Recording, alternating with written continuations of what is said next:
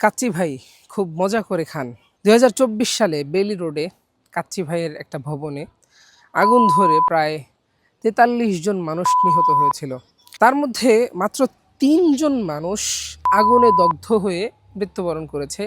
আর বাকি ৪০ জন মানুষ তারা ধোঁয়ার কারণে শ্বাস বন্ধ হয়ে তাদের মৃত্যু হয়েছে। তো আপনাদের মনে প্রশ্ন হতে পারে যে তারা বের হয়ে যেতে চাইলেই তো পারত, কেন তারা বের হয়ে গেল না?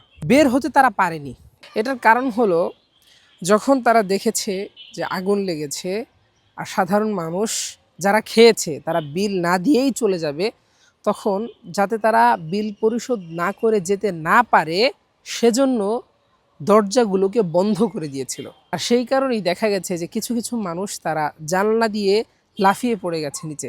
তো এই বিষয়টি সিআইডি তদন্ত করেছে এবং গতকালকে এই বিষয়টি প্রথম আলো নামক যে পত্রিকা আছে সেখানে এটাকে প্রচার করা হয়। কতটা অর্থলোভী হলে এই কাজটা করতে পারে যে মানুষের জীবনকে বিপন্ন করে মানুষকে মেরে ফেলে তারা তাদের নিজেদের টাকা উসুল করতে চেয়েছিল।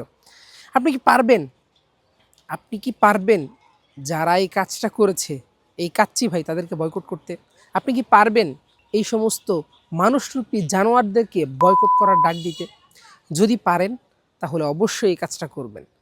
এদের মতো যারা অর্থলোভী আছে, যারা অর্থের কারণে মানুষকে খুন করতেও দ্বিধাবোধ করে না, তাদের যাতে উচিত শিক্ষা হয়।